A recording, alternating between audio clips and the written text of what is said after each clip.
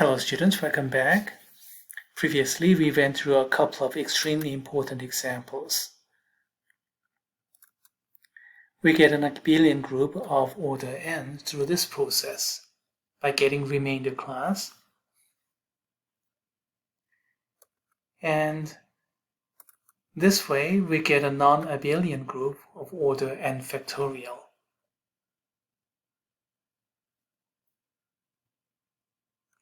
Now let's consider another technique, group operation table, but this one works only for relatively small order because it's easy to understand theoretically, but the computation is out of the world.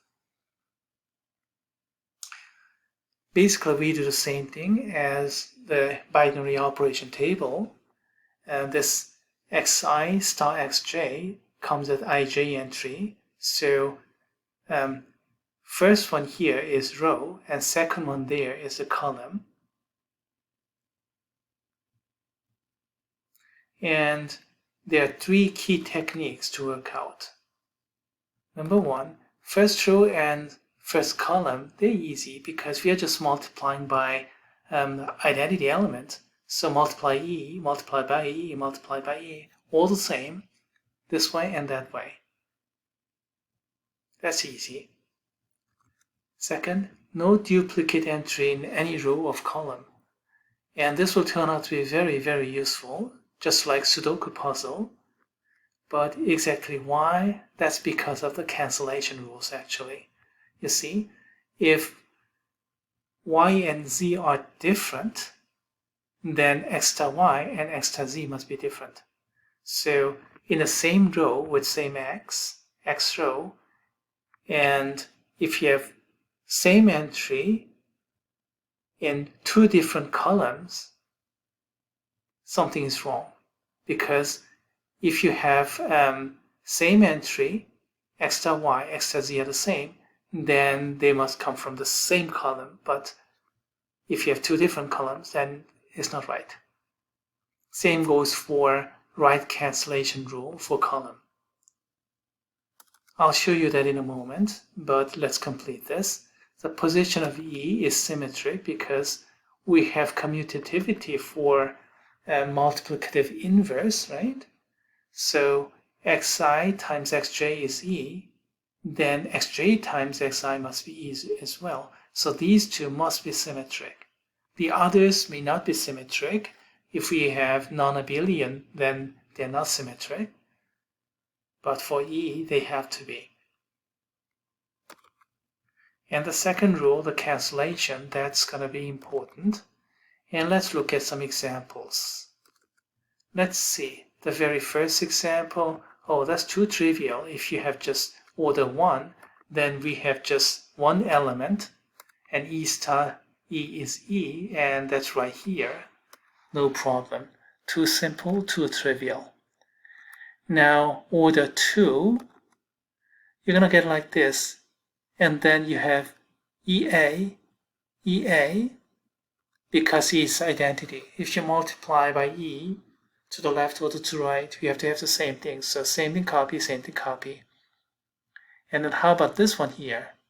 Well, we have to have inverse somewhere. A times something is E, and A times E is not E, it's A, so A times A must be E. So it turns out A inverse has to exist, and that has to be A, nothing else. If we had a little bit bigger table, then of course that could cause a bit of trouble, but we had only one spot, so that's it. So that completes everything. So E times E is E, E times A is A times E is E, and A times A is E, like that. Okay, next, order 3.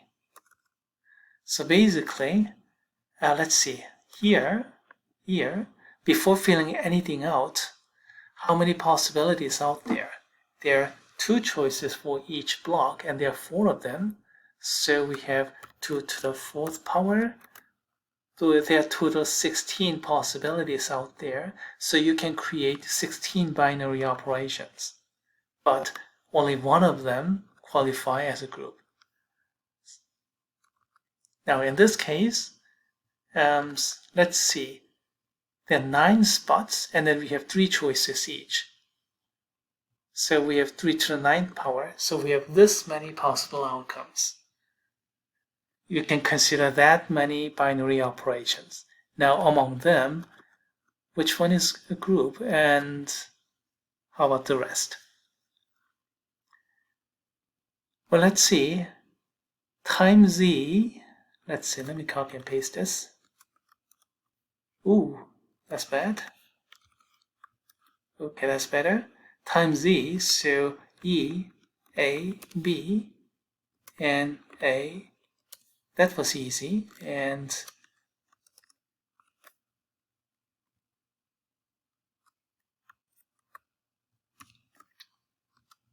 okay, first row, first column, those are easy. Okay, all right. And then how about the next row? Well, remember, no duplicate. So if this is B, then that's no good, because we B and another B. That's no good. You see, you have to have this cancellation rule. Let's see, yeah, cancellation rule. So in this same row, same X row here, if Y and Z are different, 2 different columns, then you cannot get the same entry. So same entry, that means same column, no duplicate. So here, this one here and that one here must be different. Oh well, excuse me, I should have used right cancellation rule, but it's the same anyway. So no B, it should be something else. No A either, so that should be E. And that should be B. And then E should come here, because this E gives me this E, because we have commutativity for multiplicative inverse. Also, in this column here, no duplicate. And we are left to only one element here, and that should be A. So what did you end up with? First row, first column, that's easy. We use identity. And then no duplicates, so this one, that one. And then finally this one, again, no duplicate. So we got down to only one possibility. There's only one group out of total 19,683 binary operations. Here's a step-by-step process. Get E, and then from the cancellation rules, we have to have different entries. We have to have non-duplicate entry. So in the end, there can be only one.